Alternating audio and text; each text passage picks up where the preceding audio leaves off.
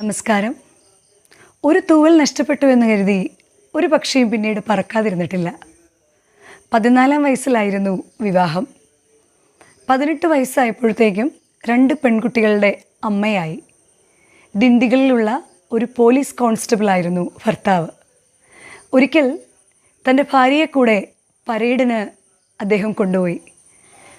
തിരിച്ചു വരുന്ന വഴി ഈ പെൺകുട്ടി ഭർത്താവിനോട് ചോദിച്ചു, ആരെയാണ് അവിടെ സല്യൂട്ട് ചെയ്തതെന്ന്. ഭർത്താവ് പറഞ്ഞ് വിശദീകരിച്ചു കൊടുത്തു. IPS, DGP അങ്ങനെ ഹയർ ഗ്രേഡിലുള്ളവരെയാണ് അവിടെ സല്യൂട്ട് ചെയ്തതെന്ന്.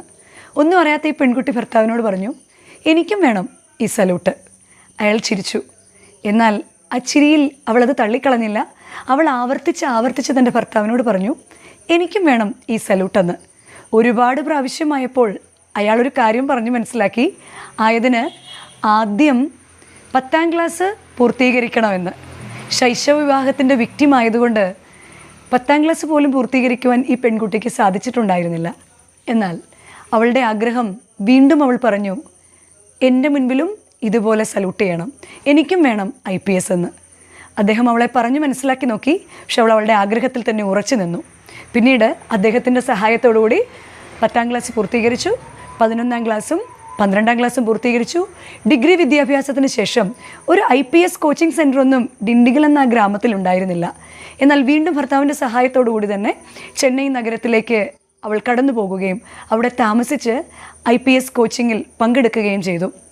ആദ്യ പ്രാവശ്യം പരീക്ഷ എഴുതി, വിജയിച്ചില്ല. 2ാം പ്രാവശ്യം എഴുതി, വിജയിച്ചില്ല. 3ാം പ്രാവശ്യം എഴുതി, വിജയിച്ചില്ല. മാതാപിതാക്കളും സഹോദരങ്ങളും കൂട്ടുകാരും എല്ലാം അവളെ തിരികെ വിളിച്ചു. ഇനി നാട്ടിൽ വന്ന് എന്തെങ്കിലും ജോലി നോക്കാമെന്ന് പറഞ്ഞു. അവളുടെ ഭർത്താവിനോട് പറഞ്ഞു, ഒരു ചാൻസ് കൂടെ എനിക്ക് തരണമെന്ന്. ഭർത്താവ് അന്നേരവും അവൾക്കൊരു ചാൻസും കൂടെ കൊടുത്തു.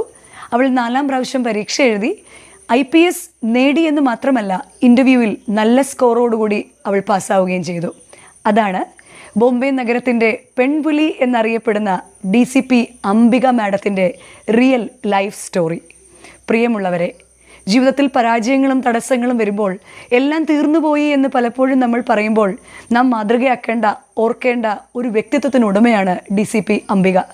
ശൈശവ വിവാഹത്തോടുകൂടി 14ാം വയസ്സിൽ മറ്റൊരാളുടെ ഭാര്യയായി ഇരുട്ടറയിൽ തീരാകുമായിരുന്നു ഒരുപക്ഷേ ജീവിതം.